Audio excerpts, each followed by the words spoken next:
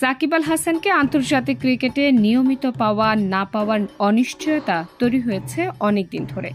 দেশের ক্ষমতার পালাবদল হওয়ায় প্রশ্নটা আরও বেশি উচ্চকিত হচ্ছে, যেহেতু সাকিব নিজেও ক্ষমতাচ্যুত আওয়ামী লীগের এমপি ছিলেন।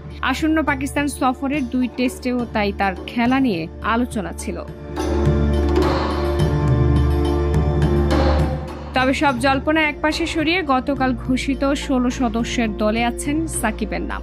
শুধু পাকিস্তান সিরিজ নয়, এই বছর বাংলাদেশের বাকি টেস্টগুলোতেও এই অলরাউন্ডারকে পাওয়ার কথা জানিয়েছেন প্রধান নির্বাচক গাজী আশরাফ হোসেন নিপু।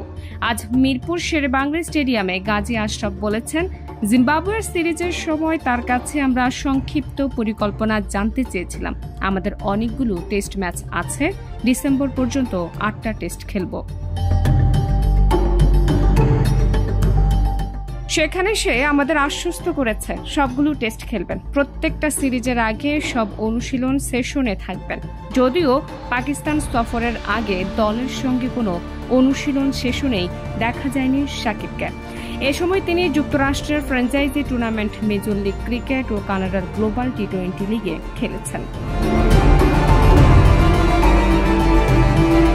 পাকিস্তান সফরে সাকিবকে স্কোয়াডে রাখার ব্যাখ্যায় গাজী আশরাফ বলেছেন, তার পারফরমেন্সের আলোকেই যাচ্ছে। পারফরমেন্স দিয়ে সাকিব নিজেকে যে জায়গায় নিয়ে যেতে পেরেছেন, বিভিন্ন সংস্করণে ক্রিকেট, পাকিস্তানের বিপক্ষে তার রেকর্ড, সবকিছু মিলিয়ে যাচ্ছেন।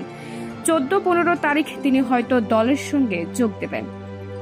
ডেস্ক রিপোর্ট, প্রিয় দেশ।